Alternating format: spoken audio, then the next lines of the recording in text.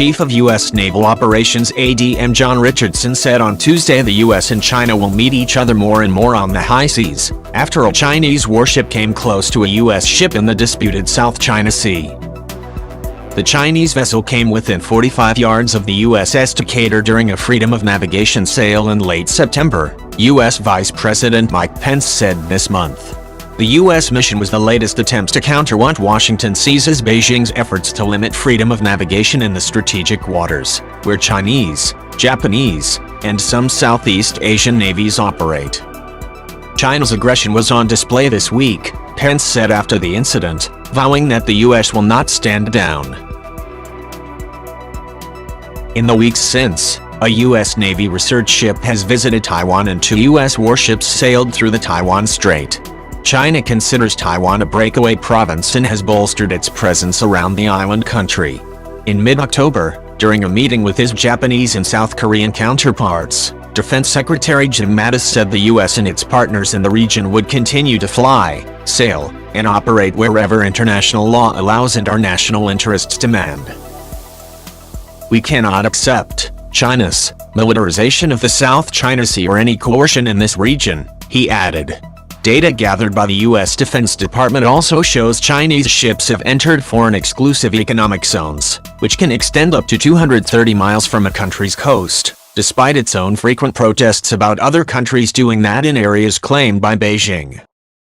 China claims most of the energy-rich South China Sea, through which about $3 trillion in ship-borne trade passes every year.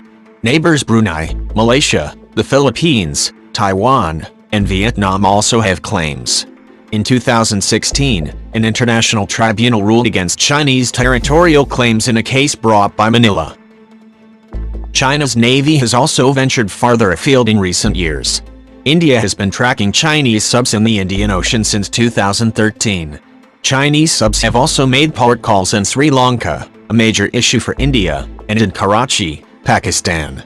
Chinese Navy vessels have been taking part in anti-piracy operations in the Gulf of Aden along Africa's east coast, where Beijing has its first overseas base. Officials in the region believe Beijing is trying to send a bigger message. What role can submarines play against pirates and their dhows? An Indian defense source said in mid-2017. China's Navy has done naval exercises with Russia since 2012. In July 2017, they held their first joint naval exercise in the Baltic Sea. China has also partnered with Russian naval forces in the Mediterranean, a presence that NATO officials have noticed. China's relationship with the Russian Navy should be watched with interest as it grows, said Richardson, speaking at an event co-organized by the U.S. Embassy in Jakarta.